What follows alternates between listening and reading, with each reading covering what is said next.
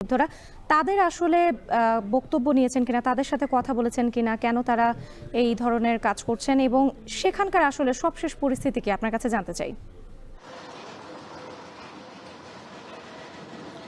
রাত্রি আসলে ঘটনাটি ঘটেছে ঠিক 11টার পর।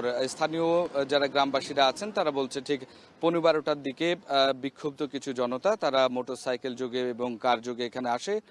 পরবর্তীতে এই বাড়িতে আসলে হামলা চালায়। এটি ছিল আসলে পতিত সরকারের সাবেক পররাষ্ট্র প্রতিমন্ত্রী শাহরিয়ার আলমের গ্রামের বাড়ি এবং একই সাথে এখানে রাজনৈতিক কার্যালয় ছিল নিচতলায়।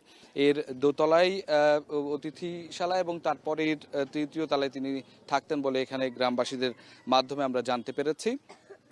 ঠিক 12টার সময় এখানে যারা বিক্ষুব্ধ জনতা আসে তারা কিন্তু এই বাড়িতে কিন্তু এখন শুধুমাত্র কেয়ারটেকার 3 জন, তারা ব্যতীত অন্য কেউ ছিল না। তাদেরকে ভয়ভীতি দেখালে এবং এই জনতার যখন তারা আসে তখন তারা পালিয়ে যায়, এমনটা আমরা গ্রামের লোকেদের কাছ থেকে শুনেছি কথা বলে। এবং পরবর্তীতে এই যে মূল ফটক, সেই মূল ফটকটি কিন্তু আসলে ভাঙা হয়নি, এই প্রাচীর টপকে সেখানে ভেতরে ঢোকা হয় এবং কিছু কিছু মানুষ এখানে দাবি করেছেন যে এখানে ককটেল বিস্ফোরণ ঘটানো হয়েছে এবং যে পেট্রোল বোমা সেটি নিক্ষেপ করা হয়েছে এবং সেই তারপর থেকে কিন্তু আসলে এইটিতে অগ্নিসংযোগ ঘটে এবং ভাঙচুর ঘটায়।